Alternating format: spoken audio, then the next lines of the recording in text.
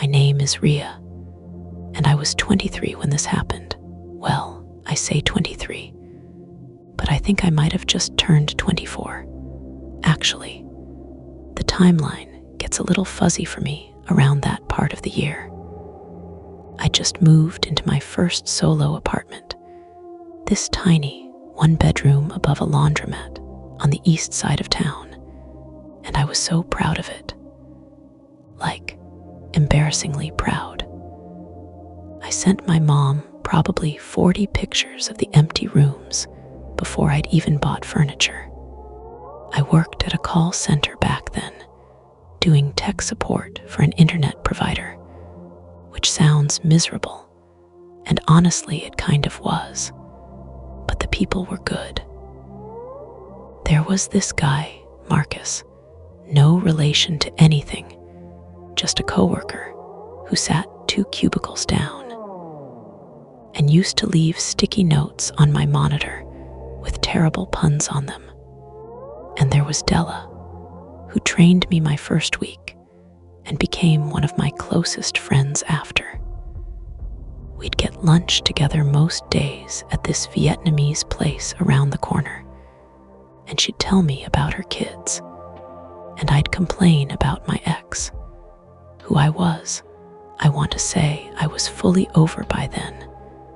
But if I'm being honest with myself, I probably was. Not completely. Anyway, the apartment. I liked living alone for the first time, but I wasn't used to the quiet. I'd grown up with 3 siblings, so silence in a room was this foreign thing to me, almost uncomfortable. And I noticed pretty quick that I'd started talking to myself just to fill it up. Nothing weird, narrating what I was doing while I cooked, running through conversations I wished I'd had differently, that kind of thing. I think a lot of people do that when they live alone. I didn't think anything of it.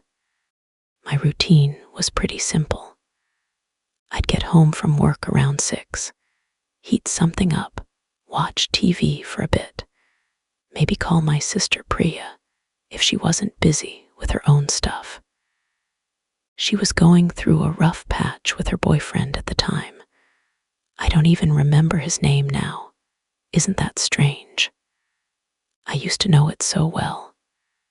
Anyway, some nights she'd call and vent for an hour, and other nights it was just me and the apartment. It was on one of those quiet nights. I want to say it was maybe 6, 7 weeks after I moved in when I first noticed it.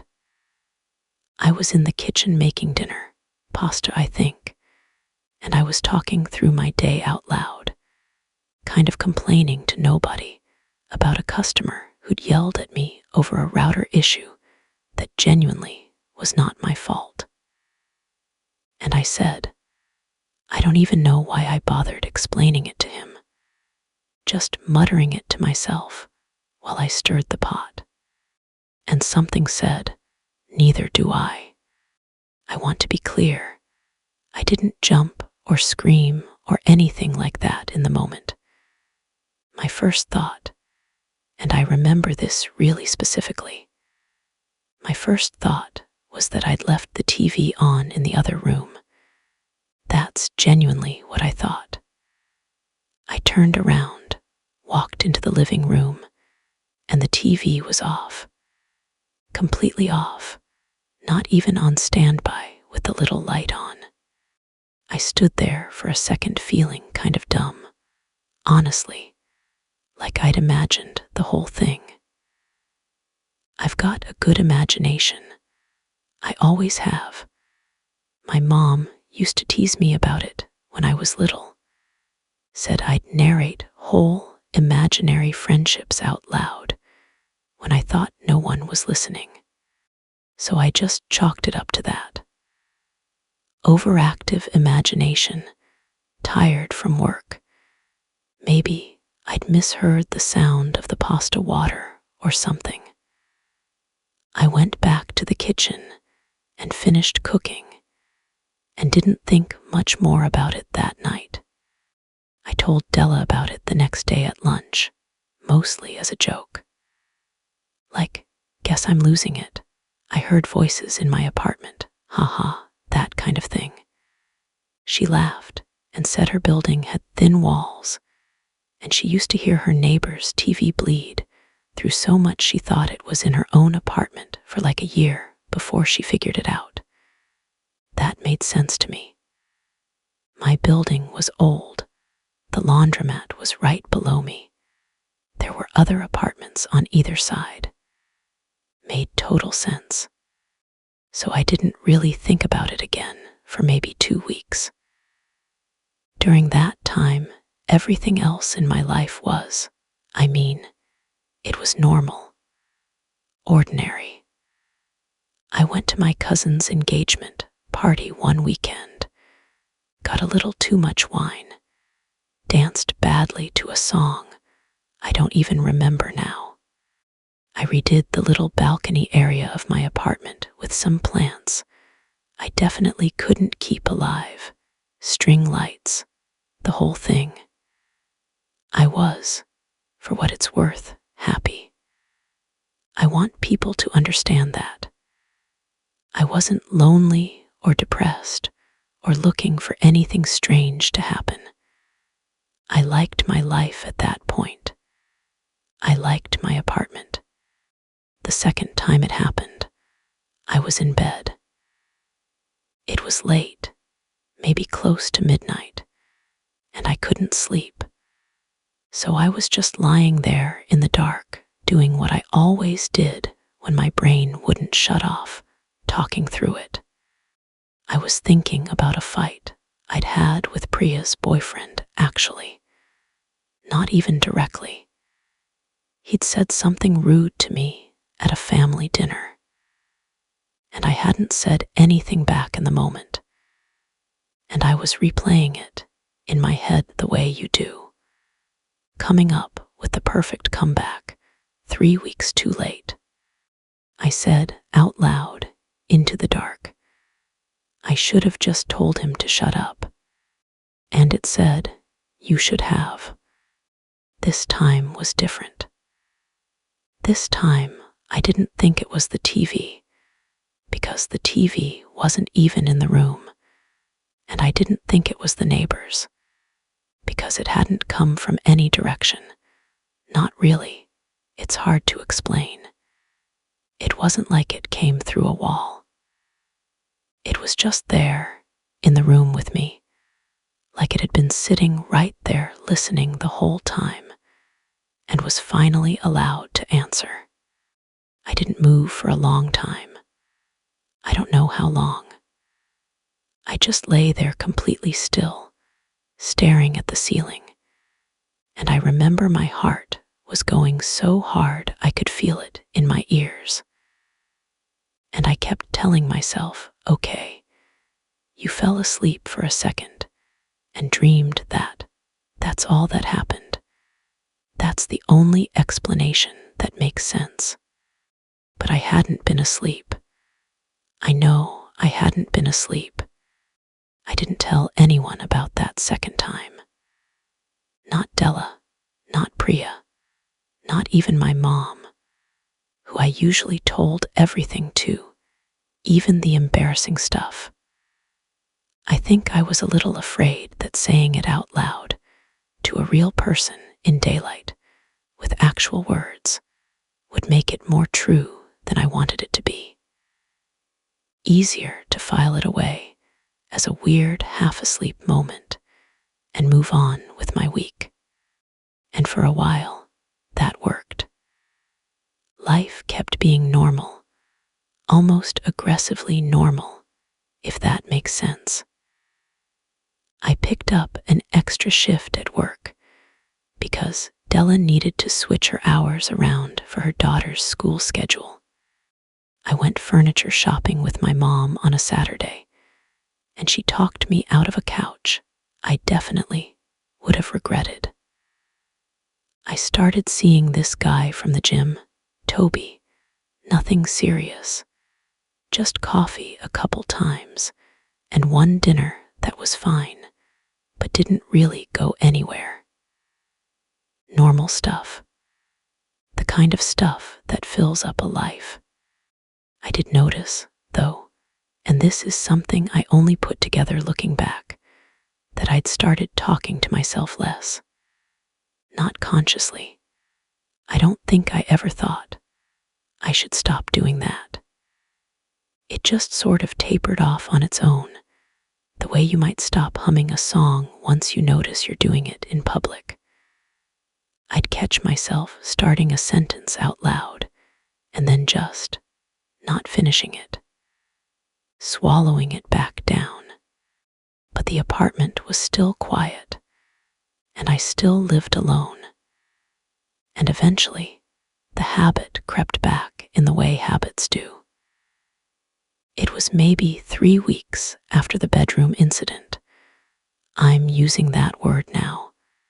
Incident, which feels strange, because at the time, I really was still trying not to think of it that way.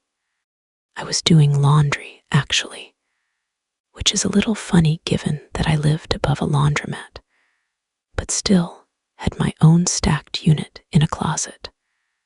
My landlord's one real splurge on the building. I was folding towels on my bed, half paying attention to a show on my laptop. And during a lull, I said, mostly to the dog 3 floors down, that I could hear barking through the window. Okay, buddy, we get it.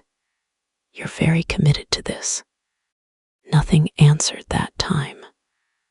I want to be clear about that, because it's relevant to what happened next. It wasn't like it responded to everything.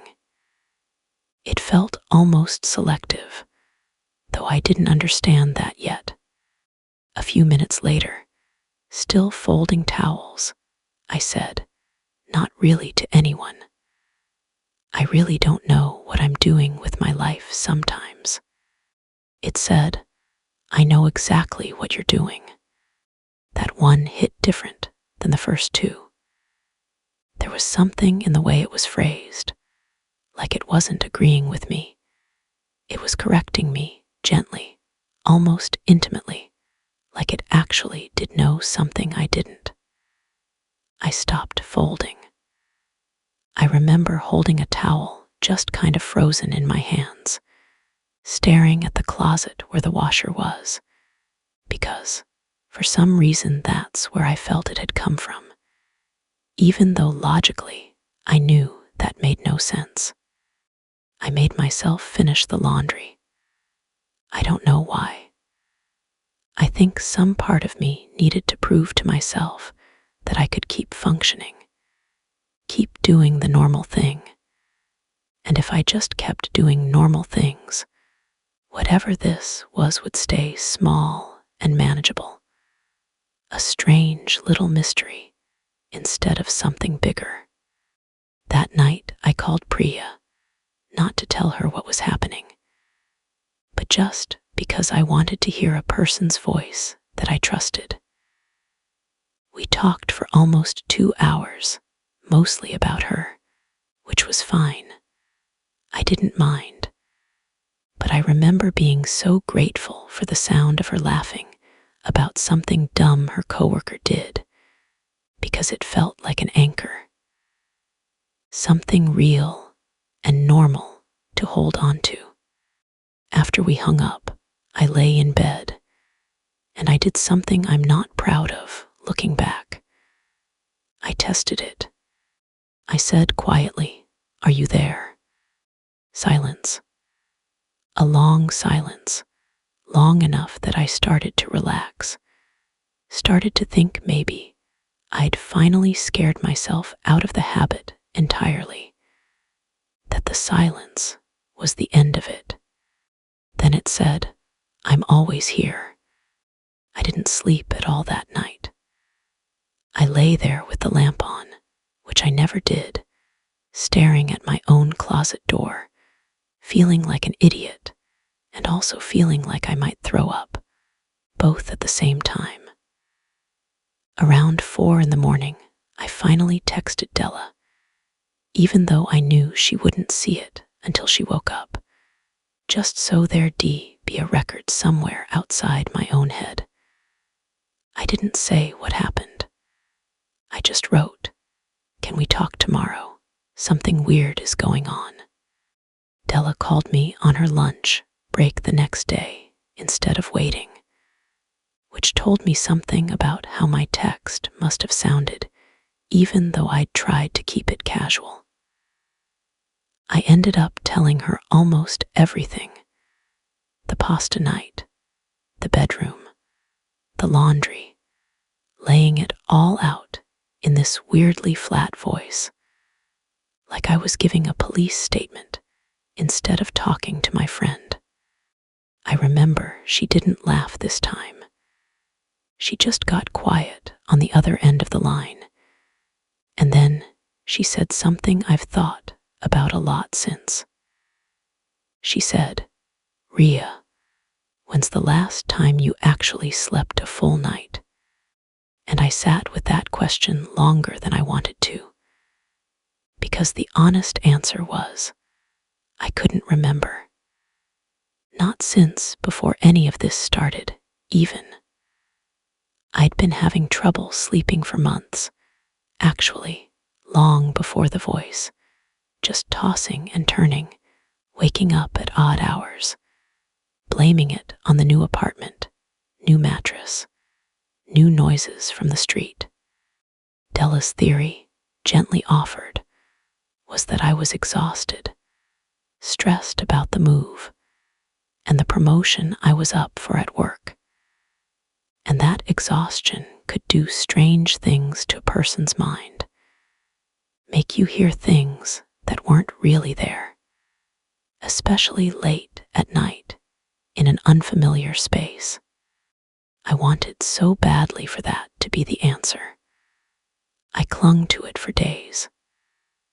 I started going to bed earlier, cut back on coffee, even downloaded one of those white noise apps that plays rain sounds, thinking if I just drowned out the silence, I wouldn't have anything to talk to in the first place. It didn't stop the talking to myself, though. If anything, it got harder to notice, because I was always doing something now to fill the quiet, humming along with a podcast, talking back to a true crime episode, muttering while I did dishes. I don't think I could have gone silent, even if I'd tried. Some habits are so deep you don't realize how deep until you go looking for the bottom of them. About a week after I told Della, my mom came to visit for a weekend, which turned out to be one of the last completely normal stretches of time in that apartment. We went to the farmer's market on Saturday morning, and she fussed over my dying balcony plants and bought me a new one she promised was impossible to kill. And we made a big dinner together and split a bottle of wine and talked until almost midnight about nothing important. My cousin's wedding planning, my brother's new job, whether I should get bangs. Just ordinary, warm family stuff. I didn't tell her anything about the voice. I didn't want to worry her. And honestly, with her there, filling the apartment with her voice and her laugh, I didn't hear it once. Not a single time that whole weekend. I remember thinking, foolishly, that maybe that was the answer. Maybe it only happened when I was truly alone. And if I just made sure I was never truly alone, it would fade out the way half-remembered dreams do. She left Sunday evening. I hugged her for a long time at the door, longer than usual, and I didn't examine why at the time. That night, the apartment felt different than it had all weekend. Bigger somehow, even though nothing had changed. I did the dishes from dinner, put away the leftover casserole my mom left me, and around 10, I sat down on the couch to watch something, and I found myself talking through my grocery list out loud. Just habit, the way you do. I said, I need to get more coffee, and I think I'm out of. And it finished my sentence. It said, garlic, you used the last of it Friday. I went completely still, because that was true. I had used the last of the garlic Friday night, cooking with my mom, and I hadn't thought about it once since. There was no way to explain that away as a coincidence or a trick of hearing, or my own mind talking back to itself in some vague, general way. This wasn't a vague answer. This was specific. This was something that had been paying attention to details of my life that I myself had barely registered. I stood up from the couch so fast I knocked my water glass onto the floor, and I didn't even go clean it up. I grabbed my phone and my keys, and I left the apartment, just like that, still in socks. And I sat in my car in the parking lot below for almost half an hour before I could make myself think straight enough to drive anywhere. I ended up at Della's. She let me in without asking a single question, just took one look at my face and put the kettle on. I told her about the garlic. I watched her expression change while I talked, watched her go from the gentle, concerned skepticism she'd had on the phone to something more careful, more serious. She asked me if I wanted to stay the night, and I did, gratefully, sleeping badly on her pull-out couch, but sleeping. In the morning, she said something I hadn't expected. She said her aunt had gone through something a little bit like this once, years ago, in an old house out in the county, and that her family had ended up calling in someone, not a doctor, not exactly a priest either, some in-between kind of person her aunt's church knew, to come look at the place. She said she still didn't fully believe in any of it herself, but she also said her aunt was one of the most level-headed people she knew, and it had scared her badly enough that she'd moved out within the month. I didn't know what to do with that information. Part of me wanted to laugh it off, the way I'd laughed off the very first night with the pasta. But another part of me, a part that was getting harder to ignore, kept circling back to one detail that I couldn't shake. The voice hadn't just repeated my words back to me anymore. It was starting to know things I hadn't said out loud at all.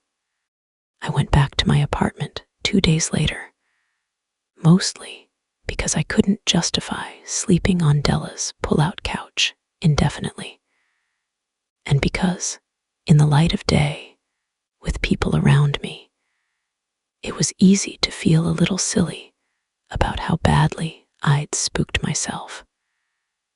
I told myself I'd just be more careful. I'd keep noise on. I'd stop narrating my life out loud like some kind of nervous habit left over from childhood. That lasted about 4 days. I want to explain something about the quiet, because I don't think I understood it myself until I lived inside it that long. Silence isn't actually silent. Not really. There's the hum of a refrigerator, the tick of pipes settling, the distant thud of the dryers running below in the laundromat, cars passing on the street. And somewhere in all of that ambient noise, my brain kept reaching for the sound of a voice, any voice, to organize the space around me. I'd catch myself starting to talk and clamp my mouth shut mid-word, feeling like an idiot, feeling like I was performing self-control in an empty room for an audience of nobody. Except it didn't feel like nobody. That was the problem. Once you know something might be listening, silence stops being restful. It starts being a held breath. The next time it spoke, I hadn't said anything at all. I was in the shower, of all places, on a Thursday night after a long shift, just standing under the water with my eyes closed, not thinking about much of anything. And I heard it say, clear as anything over the sound of the water, "You look tired." I didn't respond. I stood there frozen with shampoo running into my eyes, and after a long moment, I turned the water off, wrapped myself in a towel, and sat on the edge of the tub for probably 10 minutes just breathing. Because this was new. This wasn't answering me anymore. It was starting things on its own. I called in sick to work the next day, which I never did, and I spent most of the morning on my laptop, doing the kind of research you do at 3 a.m. when you've stopped caring how it looks. I read forum posts, old newspaper archives about the building, anything I could find about the address.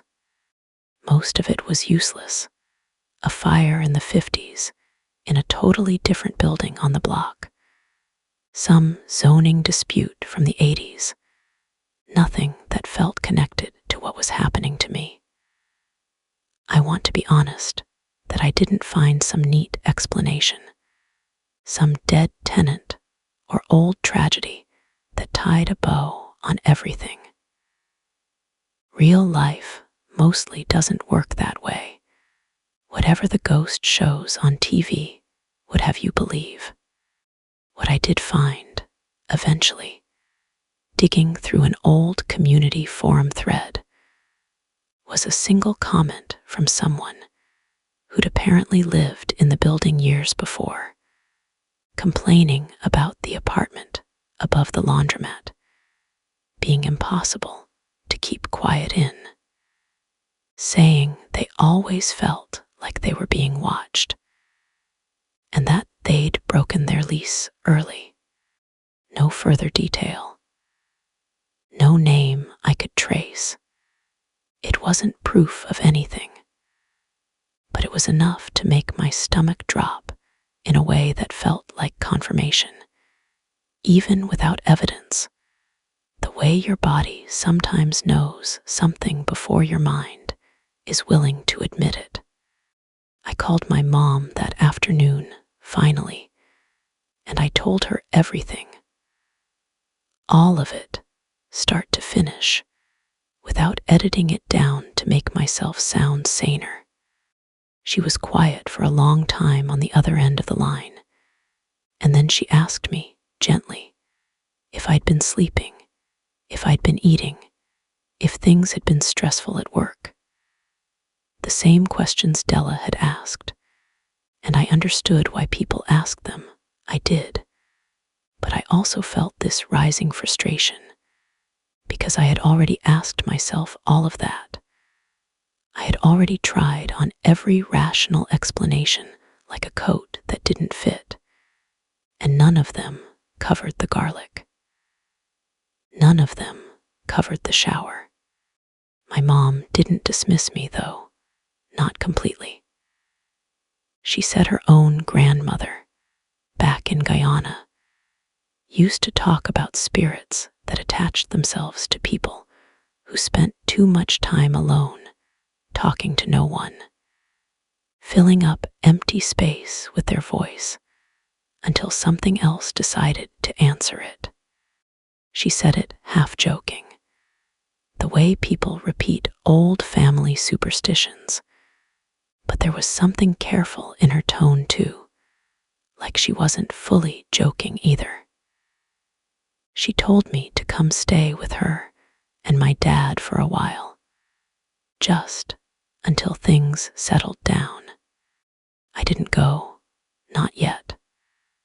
I think some stubborn part of me needed to see this through in my own space first, needed to not just run every time something frightened me. That was a mistake, looking back, but I understand now why I made it.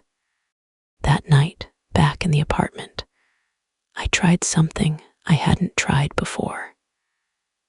I sat on my couch with all the lights on, and instead of avoiding the silence or filling it with the TV, I spoke into it on purpose. I said, "What do you want?" The pause after I asked was the longest one yet.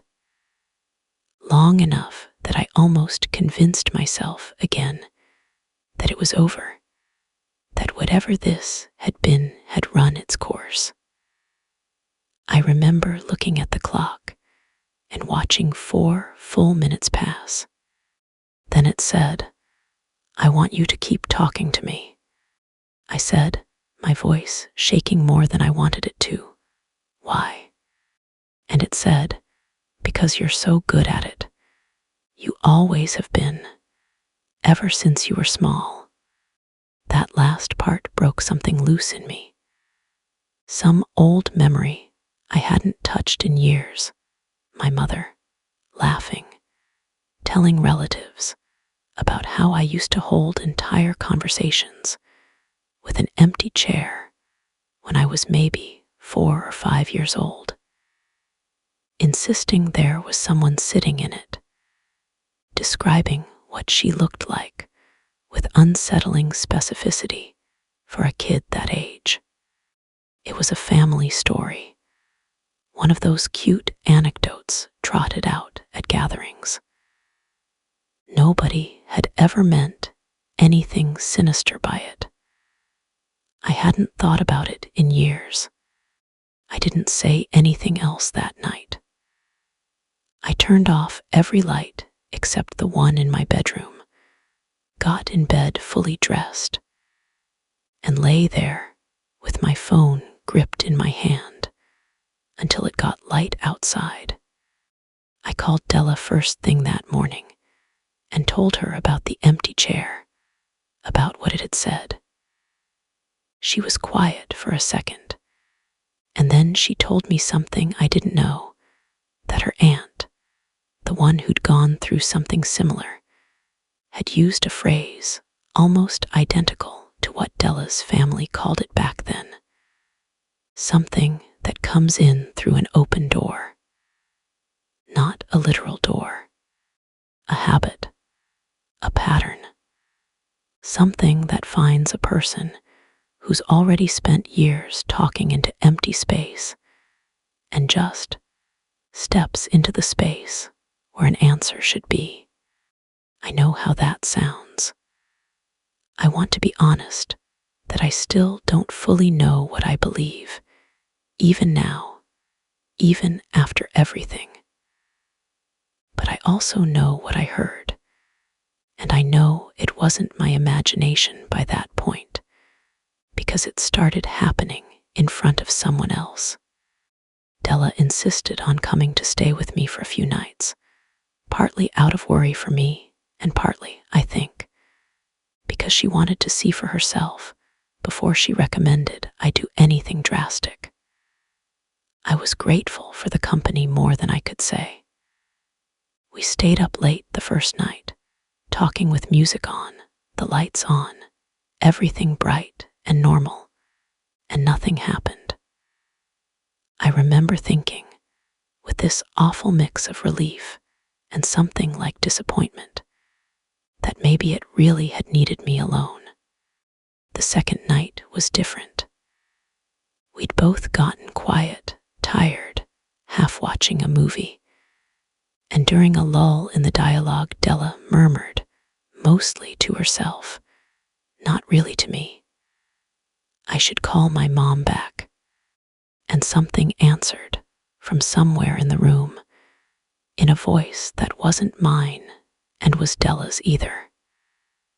It said, "You should have called her yesterday." Della went white. I watched the color actually drain out of her face in a way I'd never seen happen to a person before. She grabbed my arm so hard it left marks, and neither of us said anything for what felt like a full minute. Then she said, very quietly, "Ria, we need to go." We left that night and didn't come back for 4 days. I stayed with her, and during that time, she reached out to the same church contact her aunt's family had used all those years ago. An older woman named Sister Beatrice, who wasn't affiliated with any particular denomination in a formal sense, more of an independent presence people called when the usual channels didn't seem to fit the problem. I was skeptical. I want to say that clearly. I sat in Della's kitchen while she made the call, and I felt like I was watching my life turn into something I didn't recognize. Something out of one of those stories people tell late at night to scare each other. Except it was just my Tuesday. Sister Beatrice came to the apartment with Della and me on a Friday afternoon, deliberately during the day, with all the lights already on when we arrived. She was an unassuming woman, maybe 70, with a cardigan and reading glasses on a chain. Nothing dramatic about her at all, which somehow made the whole thing feel more serious rather than less. She didn't perform anything theatrical. She walked through each room slowly, asked me questions about my sleep, my habits, whether I'd been under unusual stress, whether I'd always talked to myself as a child. She asked about the empty chair story specifically, and when I told her, she nodded slowly like it confirmed something she'd already suspected. What she told me, in plain terms, sitting at my own kitchen table with a cup of tea, she'd asked me to make more out of ritual than thirst, was that, in her experience.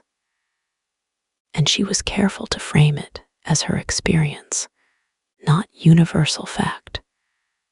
This kind of thing often wasn't sudden or violent the way people expect. It was patient.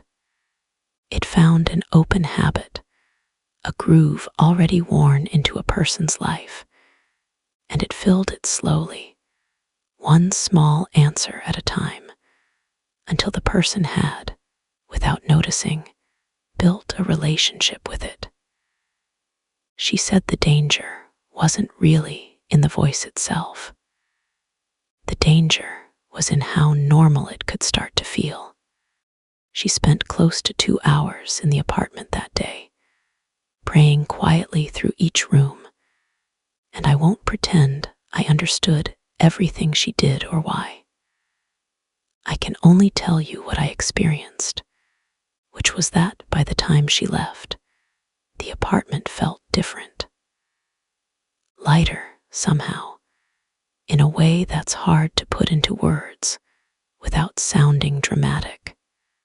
She told me before she left that the silence would probably still feel strange to me for a while, and that I shouldn't be afraid to fill it with music, with calls to people I loved, with my own voice out loud even, but that I should pay attention to, when I was doing it, to feel less alone versus doing it because something was answering back. It's been almost 2 years now. I still live in that apartment, actually, which surprises people when I tell them this story. I did go stay with my parents for about 3 weeks afterward, and I saw a doctor. And yes, we talked about sleep and stress and all the ordinary explanations too, because I think it's possible for more than one true thing to exist at once. I don't fully know what happened to me that year. I've stopped needing to have a clean, single answer for it. But I'll tell you this. I still talk to myself sometimes, out of habit, doing dishes, folding laundry, same as I always did. And every single time, for just a half a second before I catch myself, I still wait to hear if anything answers back. It hasn't, not once, not since that day, but I still wait.